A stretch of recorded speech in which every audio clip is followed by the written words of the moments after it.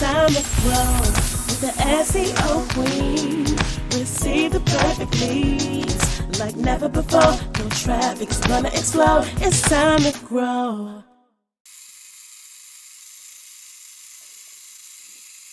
Welcome to the Jazz and Tech Lounge with Lady Z, a podcast about the secrets of success in technology, music, and business.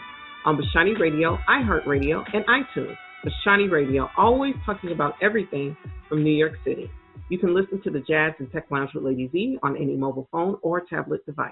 The Jazz and Tech Lounge with Lady Z, where we explore tech and enjoy the music and learn the secrets to success to music and technology.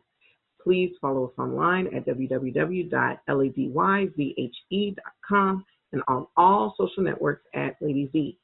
Please make sure that you pull out your phones and follow me on Instagram at LADYZHE, Lady Z.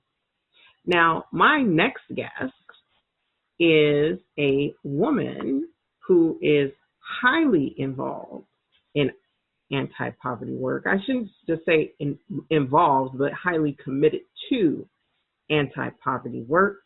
She has been working and volunteering with nonprofit organizations for nearly 37 years. She is the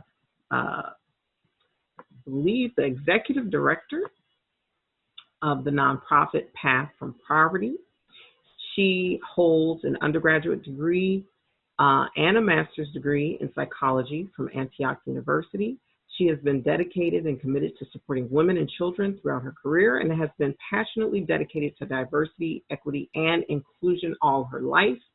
When thinking about what she would like to do in the next stage of life, she told a friend that she would love to work with impoverished women somewhere in the world. Right now, she is the executive director of pathfrompoverty.org, where she's empowering women in Kenya with technology using solar power to power their communities, and also tanks to capture water so that they can prevent droughts in their community. I would like to present to some and introduce to others none other than Kim McKoy, Executive Director of Path from Poverty. How are you today, Kim? Thank you, Lady Z. It's a pleasure to be on your show and to be able to represent the good work that we're doing in Kenya with the water catchment and the solar panels and things like that. So thank you very much. Well, that's awesome. I'm so glad that you are here, and I'm so glad that you are, sharing what you're doing. So what inspired you to get involved with anti-poverty work? Well, anti-poverty work was actually about 38 years ago when I started with my career. Is actually where I started. So I was working with homeless. I was working with domestic violence women, and sometimes you'd find them homeless and with children in cars and that kind of thing. So it's always been a passion since, probably since I was in my, early 20s back then. And that's really where I started my career. And although my career has taken me through just a number of different opportunities, why I am with Path from Poverty is it's sort of something that spoke to my soul. I didn't know about the organization about a year and a half ago. Okay. It just kind of popped up on my radar, and I was just looking to figure out what was next in my life, and it sort of came up, and I was like, wow. And I interviewed with some amazing, beautiful, wonderful women that live here in the Seattle area, and we're doing this great work in Kenya. So that's kind of how I got connected, but always involved with and passionate about serving and helping people who just don't have. Wow. So you first found out about Path from Poverty a little bit over a year and a half ago. And what type of work does Path from Poverty do? Well, the core of the organization was founded essentially on sort of the principles that would be focused around sort of the Christian values and that kind of thing. So the core is that women came together many years ago. This is actually our 20th year supporting. Of course, everyone is welcome. Everyone is welcome to volunteer, get involved, that kind of thing. But it was actually started where an individual who was one of the Microsoft millionaires was able to figure out what did she want to do with some of her blessings and so forth, and had a friend that was from Kenya, and basically got connected to going out and seeing firsthand women who were probably the most loving, wonderful people on the planet, truly, but with the least amount of resources, particularly water. Women who were walking the equivalent of 6-7 miles a day in one direction often to get water, and they would be digging for water that's not even fit for human consumption, bringing that water back to their place of residence, to their homes and so forth, and using that 40 gallons of water to try to do everything for their family, and every day getting up to do that. So when she saw that, they were able to bring groups of women together and put a plan together for how these women could be empowered, how they could have various kinds of skill building kinds of things. They would learn how to do maybe micro enterprises, kind of how do they get a chicken and sell the eggs, or how do they take sisal rope and make baskets or whatever. They learn how to come together in groups. They learn how to share with one another, how to collaborate, and how to work together to actually save their own money to get these water tanks and so forth. And I'll tell you more about how we do on our side. But in Kenya, it really started with just a few women who came together to stop that having to walk so far for water, and having those tanks right at their home. And that's how we got our humble beginnings 20 years ago. Wow. So what areas in Kenya are you mainly focusing on, how empowering these women? Yeah. So the particular area is called the Ukambani region, and it's the driest and probably most poor region. I was out there this past year, and it was pretty amazing I've never driven so far to get to one house to work with a woman, maybe her children or her family or whatever, to help put these bases down. We take a work team out every year, and we build the foundations for the water tanks that come in. And so we had this work team that went out this year, and it's pretty impressive. So it's the Ukambani region. It's just kind of a little bit south and southeast of Nairobi. Okay. The forest, that's kind of pretty much the poor and driest, most arid region there. Oh, wow. So is the landscape like a desert or more like a prairie or so there's, I guess you would call it sort of bush. So there's when you're there, it's really interesting because you're driving on these, sort of driving on dirt, mostly just driving on dirt. And you're probably, you're just quite a distance between one mud hut to another person's mud hut, a very, very far distance. It's amazing. You see these women and children all walking miles and miles and miles on these dirt roads, and the roads are they're just really bad. They've got bumps and lumps, and you're going slow, and you're banging your van, and you're bouncing around. Yeah, it's a little rough, but yeah. So they're pretty far apart. The landscape is It's actually, some of it's quite beautiful when you're driving from Nairobi to the areas that we're in. There's hills, and it's really kind of interesting to see people walking with their goats right alongside the highway. You see people, these big speed bumps in the middle of the road. So you're doing like the equivalent of 50 miles an hour. Then you have to go really slow to go over a speed bump. And then you come into a little area, and you got people standing in the middle of the street trying to sell their goods. So they might be selling maybe bottles of water, bottled water or something. And they might be selling a mango or whatever. But they're trying to, as you're driving. Wow. So you have speed bumps and people in the street. Shilling for the day to survive. Yeah. Wow. What's that? I said, wow. That's just mind blowing. When you went to Kenya, one, I want to know, like, how far is that region? You said Nambuki? Nairobi, the capital of Kenya. No. You said the arid region. Sorry. Yeah. So it's Ukambani, the Ukambani. Ukambani. How far is the Ukambani region from Mombasa? You're going the Mombasa Highway, so you're kind of cutting right through that Mombasa Highway. In fact, it's really interesting because some of these women will talk about having to cross the Mombasa Highway with a child or children in their arms, water tank, a 40-gallon tank on their back to try to get and fetch water. They have to carry back across that highway. So, so you're kind of in that area as well. Wow. That's mind-blowing, having to walk 6 or 7 miles in one direction just to get water. And sometimes it is, it's always very dangerous. So there's a couple of things about this that are real interesting. One is that this is women's work, right? So the women are doing this. The women are carrying those tanks on their backs, on their heads. They're carrying these tanks of these 40-gallon tanks. The girls, whether it's before they get into third grade, they're dropping out by the time they get into third grade, and they're walking with their mothers and their aunties and their women for capturing or fetching, they call it, the water and so forth.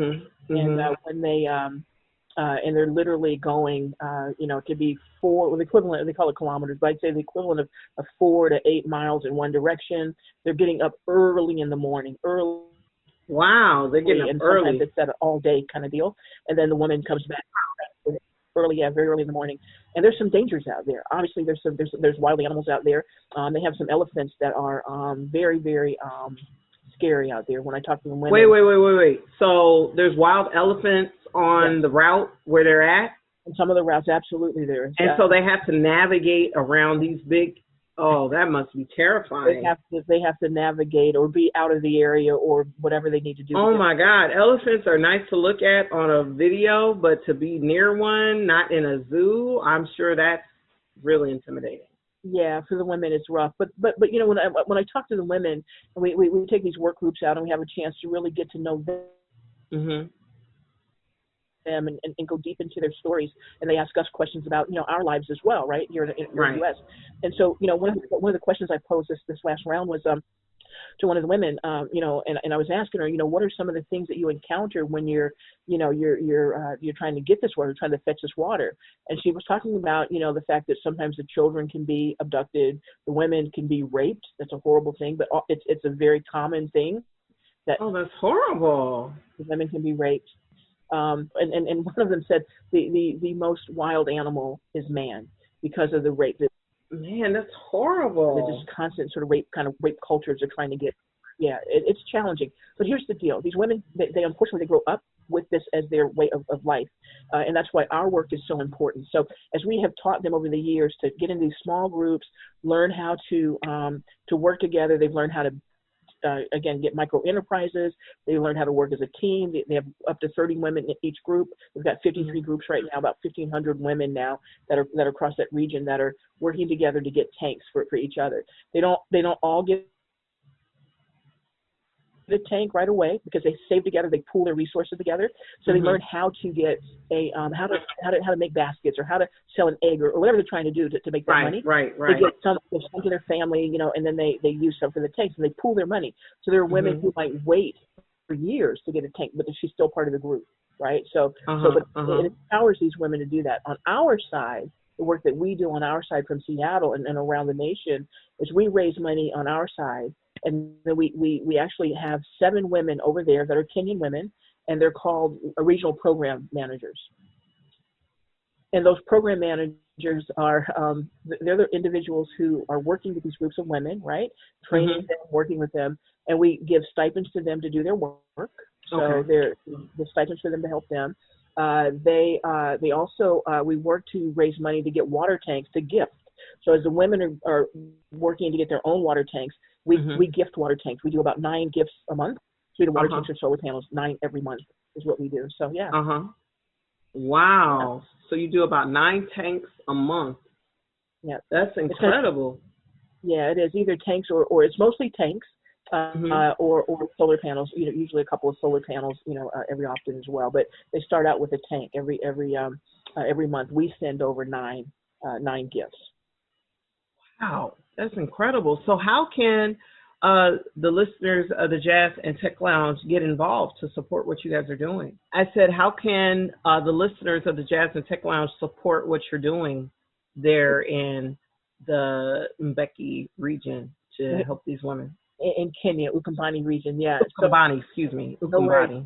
No worries. So there's a few things that folks can do. One is really kind of get to know this organization. Go to our website, pathfrompoverty.org. Look around, see the stories that we have. Look at the women receiving their tanks. Look at the kind of work that we do, and so forth. So that's number one. Just kind of get to know us. We have a big event coming up, and I believe you're going to even be providing hopefully some music for us. Right. Yeah, so October 17th. October 17th. Yeah, it's going to be a virtual event. Our first time doing a virtual event, but we're going to have workshops. I don't want to call them workshops, seminars where people can learn all kinds of stuff. You can go to a seminar for about half an hour and learn how to make chapatis. It's a staple. It's a kind of like almost like a tortilla, if you would. neighborhood. You can learn the gardening that they do in Kenya. You can learn about our work team trip that we have. So you can learn if you want to go on a trip with us as soon as COVID is over and we're able to go again. You can learn about just the equity, water equity, and the issues around water equity, and just so many things. So we're going to have several seminars, and then of course we'll have our big main session where you'll hear from one of our women from Kenya. You'll obviously see the heartstring kind of video that we have, and you'll be connected with other people. So if you want to participate in that, again, you can go to pathfrompoverty.org. You can click on our Harambee. Harambee means pulling together, and that's our big event, 20 years of Harambee. So just click, and it'll take you out to where you can actually support that or sign up to be a part of the event.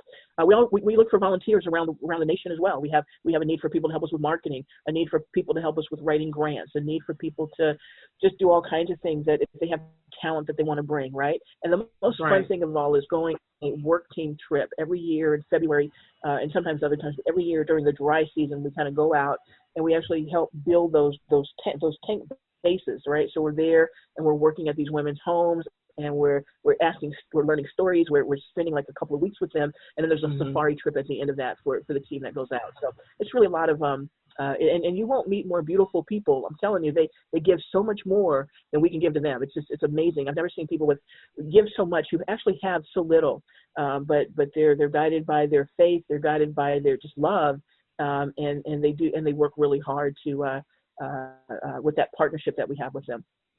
Yeah, I think I'm not surprised at what you're saying, because I think,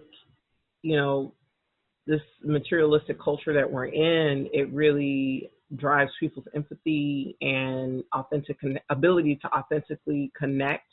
It negatively affects it in the United States. And so, I mean, when you don't have things to focus on, all you can do is focus on other people in your relationships. Yeah. So that's true. I think that's very true. Yeah.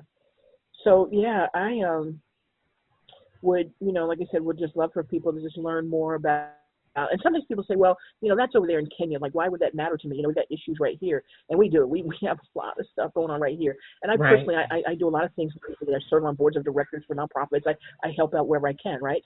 But when I think about people, not even though they're 9,000 miles away, when I realize that you literally have to go dig through dirt or go to a river that's got wild animals in it, like hippopotami or just bad elephants, and all kinds of stuff. Yeah, that's scary. You have to figure out how to get water that also has diphtheria, cholera, all kinds of funny things that we have gotten rid of a long time ago. So their children get sick, their elderly get sick, right? They're constantly having to figure out how to get to what they call the dispensary to keep their children and so forth healthy, right? So it's interesting. I would love to show you videos and stuff of our trip when we have another time to show you, let you hear directly from the women and sort of just see firsthand, at least through my lens. I took a lot of video and a lot of interviews and stuff like that. Wow, that's awesome. And I think you would be more than impressed. Wow, that's incredible. So, Kim, do you have any final